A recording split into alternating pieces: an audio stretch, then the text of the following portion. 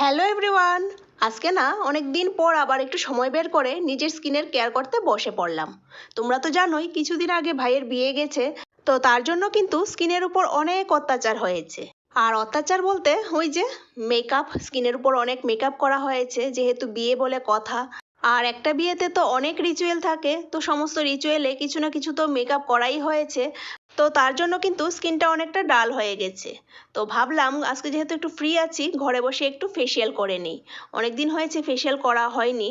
ওই বিয়েতে যাওয়ার আগে একবার করেছিলাম, আর বিয়েতে যেহেতু অনেক মেকআপ করা হয়েছে তার জন্য কিন্তু স্কিনটা অনেকটাই খারাপ হয়ে গেছে। তো ভাবলাম আজকে একটা ফেসিয়াল করেই নিই ঘরে বসে।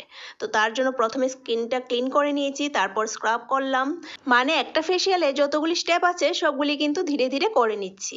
আর এবার করে নিচ্ছি জেল দিয়ে একটু মাসাজ। তো একটু সময় মাসাজ করে তারপর প্যাকটাও লাগিয়ে নিয়েছি, এটা অফ ক্যামেরাতেই করে নিলাম। প্যাক লাগিয়ে ভাবলাম যে এই সময়টায় একটু পেডিকিউর করে নিই, কারণ মুখের যত্নের সাথে সাথে তো একটু পায়ের যত্ন করাও প্রয়োজন, তাই না? তো পেডিকিউর আর ফেসিয়াল দুটোটাই কমপ্লিট হয়ে গেল। আর এবার লাগিয়ে নিচ্ছি একটু ময়শ্চারাইজার, কারণ ফেসিয়ালের পর একটু ময়শ্চারাইজার না লাগালে তো হয় না। যেহেতু ফেসিয়াল করা হয়েছে তারপর তো মুখটা একটু ড্রাই হয়ে যায়, তো তার জন্য মুখটাকে সফট করার জন্য একটু ময়শ্চারাইজার লাগিয়ে নিলাম। তার সাথে সাথে কিন্তু পায়েও একটু লাগিয়ে নিচ্ছি ময়শ্চারাইজার। তো এইভাবেই আজকে আমি আমার স্কিন কেয়ারটা কমপ্লিট করলাম। টাটা।